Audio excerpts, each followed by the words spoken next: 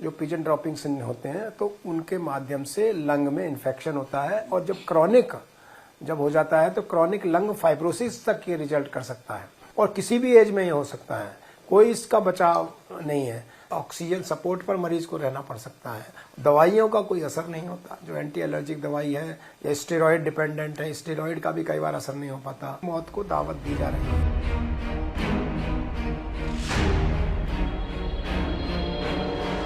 ये कबूतर जानलेवा है।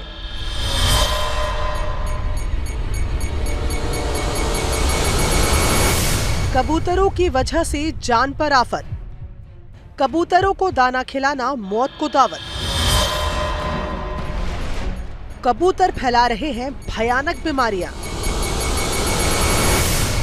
पिजन की ड्रॉपिंग्स होती हैं, उनमें बेसिकली एंटीजेंस होते हैं। उन एंटीजेंस से जब वो इनहेल करता है कोई भी आदमी, उन एंटीजेंस को, जो पिजन ड्रॉपिंग्स होते हैं तो उनके माध्यम से लंग में इन्फेक्शन होता है और जब क्रॉनिक हो जाता है तो क्रॉनिक लंग फाइब्रोसिस तक ये रिजल्ट कर सकता है और किसी भी एज में ये हो सकता है।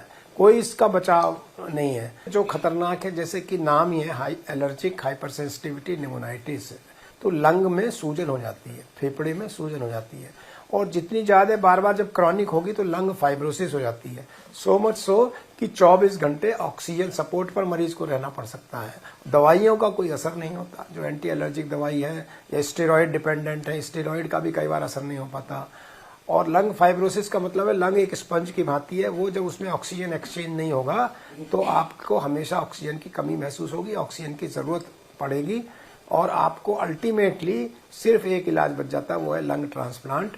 वो भी बहुत जगह अवेलेबल नहीं है और बहुत कॉस्टली ट्रीटमेंट। हमारे फेफड़ों में जो अंदर जहाँ पे एयर एक्सचेंज होता है, ऑक्सीजन एक्सचेंज होता है, वहां पे ये स्कार बन जाता है। फाइब्रोसिस उसे बोलते हैं, सीमेंट कह सकते हैं आप। जब हम सांस निकालते हैं तो लंग थोड़ा सा सिकुड़ जाता है, तो लंग की जो ये फूलने की और सिकुड़ने की प्रक्रिया है उस पर असर पड़ता है। ये जो वहां पे सीमेंट बनता है उससे, जिसको इंटरस्टिशियल लंग फाइब्रोसिस अंग्रेजी में बोलते हैं, स्कारिंग, जिसमें स्कार बन जाता है। जैसे शरीर के यहाँ बनता है वहां स्कार बन जाता है। जी हाँ, ये तमाम बीमारियां कबूतरों की वजह से होती है। वही कबूतर जिन्हें आप दाना खिलाते हैं, वही कबूतर जिन्हें बालकनी में देख आप फूले नहीं समाते। ये कबूतर अपने साथ भयंकर बीमारियों को लेकर आते हैं। क्या आप उन लोगों में से हैं जो रोज घर से निकलते हैं तो थोड़े बाजरे के दाने, गेहूं के दाने अपने साथ रख लेते हैं और सोचते हैं कि कहीं कबूतर दिखेंगे तो उन्हें दाना डालेंगे?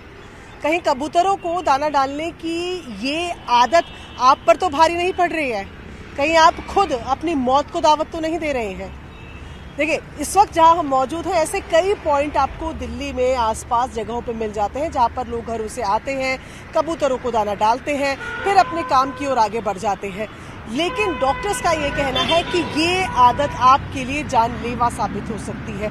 आप यहाँ पर जिस तरीके से देखें, ये कबूतर जहाँ आपको साथ में नजर आ रहे होंगे, ये बीट करते हैं। बीट में एलर्जन, यानी कि एलर्जी पैदा करने वाला एक माइक्रोस्कोपिक एलर्जन होता है, जिसको आप आमतौर पर जिस तरीके से अभी मैं आपसे बात कर रही हूँ या नॉर्मली जैसे अभी हम सांस ले रहे हैं, इसी हवा में मिलकर आप उसे इनहेल कर लेते हैं। इनहेल करने के बाद वो एलर्जन आपके लंग्स पे, यानी आपके फेफड़ों पे चला जाता है, वहां जमा होना शुरू हो जाता है और आपके फेफड़ों को नुकसान पहुंचाना शुरू कर देता है।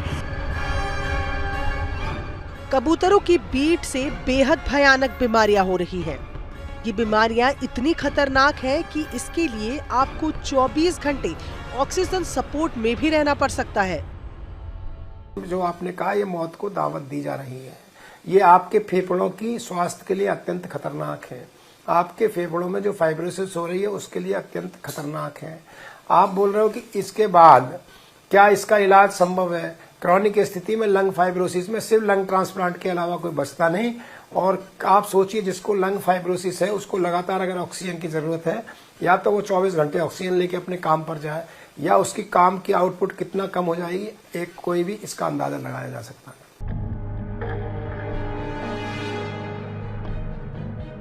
पर अगर आपको लग रहा है कि ये बीमारियां केवल उन्हें होती हैं जो कबूतरों को दाना खिलाते हैं या उनके बीच रहते हैं, तो आप गलत हैं।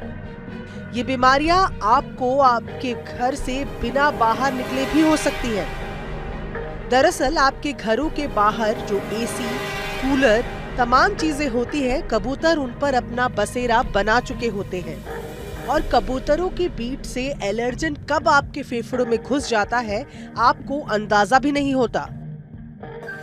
तो घरों में भी लोग पक्षी कई बार रखते हैं, उनमें भी ये समस्या हो सकती है। आपके बाथ टब हैं, आपके कूलर्स हैं, आपके हीटिंग सिस्टम में उनमें भी हो सकती है, उनके माध्यम से आपके सांस के साथ आ सकती है। तो इनसे बचाव बहुत जरूरी है। एलर्जेंस के लिए जरूरी नहीं है कि आप लगातार कांटेक्ट में हो, यानी आपकी रोज की अगर हैबिट है कि आप आते हैं, थोड़ा बहुत समय कबूतरों के साथ बिताते हैं, तो बहुत जाहिर है कि आप इसका सेवन कर चुके हो सांस के माध्यम से।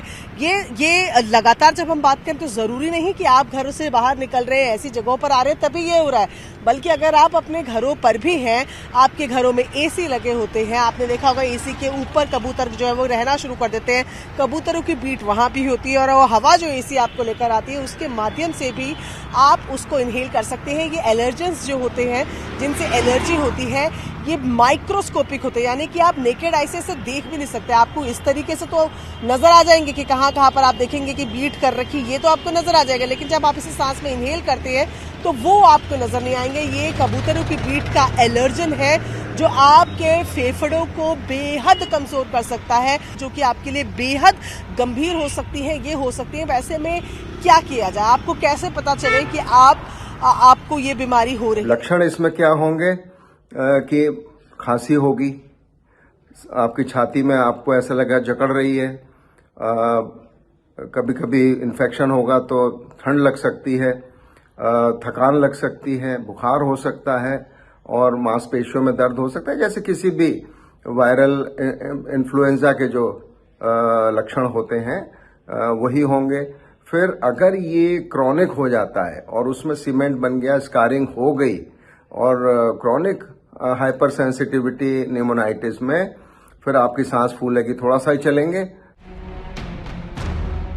इन भयानक बीमारियों से बचने का केवल एक उपाय है और वो है कबूतरों से दूरी।